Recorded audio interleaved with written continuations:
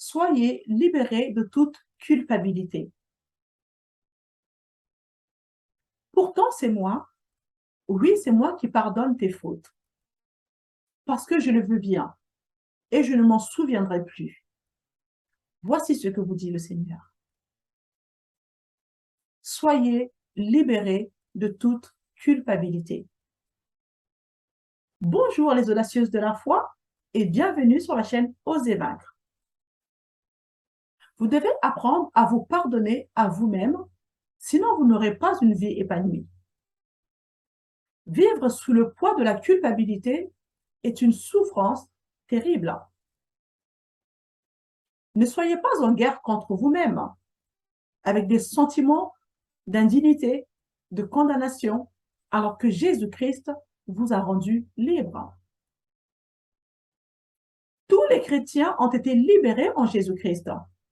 Cependant, tous ne sont pas libres.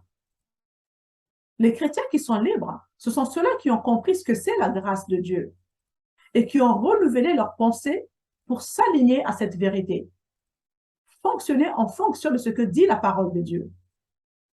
Et malheureusement, d'autres continuent à vivre sous la conscience de condamnation, de culpabilité, etc. Mais vous savez, ce qui compte, ce n'est pas ce que vous faites pour Dieu, mais c'est ce que Jésus-Christ a fait pour nous. La croix de Jésus-Christ, notre Seigneur, est la déclaration de votre libération. Ne regardez plus à votre passé. Vous devez vous identifier selon votre nouvelle nature en Christ. Dieu vous a pardonné. Vos péchés ont été effacés et vous êtes maintenant la justice de Dieu. Jésus-Christ est rentré dans le lieu très saint une bonne fois pour toutes, non pas avec le sang des taureaux et des boucs, mais avec son propre sang. Et ainsi, il nous a obtenu une rédemption éternelle. Par le sang de Jésus-Christ, vous avez été réconciliés avec Dieu. Il vous a pardonné. Vous devez donc croire que vous êtes réellement pardonné. Vous êtes libre. Croyez en Dieu et ne laissez pas le diable vous maintenir dans une prison, oui, la prison de la culpabilité, alors que Dieu n'a plus rien contre vous. Croyez-le par la foi. Analysez l'attitude de l'apôtre Paul. Celui-ci, avant sa conversion, s'appelait Saul de Tarse. Et la Bible dit de lui qu'il respirait le meurtre.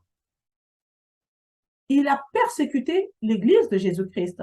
Et dans certaines versions, c'est écrit, il a ravagé l'Église. S'il n'avait pas par la foi appris à croire que Dieu l'avait totalement pardonné, ça aurait été difficile pour lui d'être au service de Dieu. Je ne sais pas si parmi vous, il y a une personne qui a autant fait du mal à l'Église de Jésus-Christ que l'apôtre Paul. Mais cependant, il a appris à fonctionner, à marcher selon sa nouvelle identité en Christ. Selon qu'il est écrit qu'il n'y a plus de condamnation pour ceux qui sont en Jésus-Christ. Alors, vous devez vous aussi croire que vous êtes pardonné, libre de toute culpabilité et de toute condamnation. Votre pensée est le champ de bataille que l'ennemi utilise pour vous maintenir dans la culpabilité et la condamnation. L'apôtre Paul a obtenu miséricorde afin que Jésus-Christ fasse voir en lui le premier toute sa clémence, afin qu'il serve d'exemple. Vous devez donc croire que vous êtes réellement libre. Tous vos péchés ont été effacés. Vous devez donc oublier votre passé, qui ne vous définit pas d'ailleurs, et aller de l'avant. Approchez-vous du trône de la grâce avec assurance. Vous savez, la culpabilité est une force qui vous paralyse. C'est une force qui vous rend vulnérable devant l'ennemi, qui vous empêche d'exercer votre autorité et surtout vous empêche d'être au service de Dieu. Vous êtes une nouvelle création en Jésus-Christ. Vous êtes ce que la Bible dit que vous êtes en Christ. Dieu vous offre un nouveau départ afin de pouvoir réécrire une nouvelle page de votre vie. Nous servons un Dieu de seconde chance. Ne vivez plus sous le poids écrasant de la culpabilité. En Jésus-Christ, vous êtes libre. Vous marcherez dans la victoire proportionnellement à la vitesse à laquelle vous renouvelez votre intelligence et au fait de savoir qui vous êtes en Christ. Vous n'avez plus à subir la domination du péché. Jésus vous en a libéré. Le vieil homme est mort. Votre ancienne nature est morte. Vous avez hérité de la nature de Dieu. Vous avez une nouvelle nature de Dieu en vous, dans votre esprit né de nouveau. Pour que la vie de Dieu puisse jaillir dans votre corps, vous devez aligner votre âme à votre esprit afin que vous soyez dominé par les choses de l'esprit.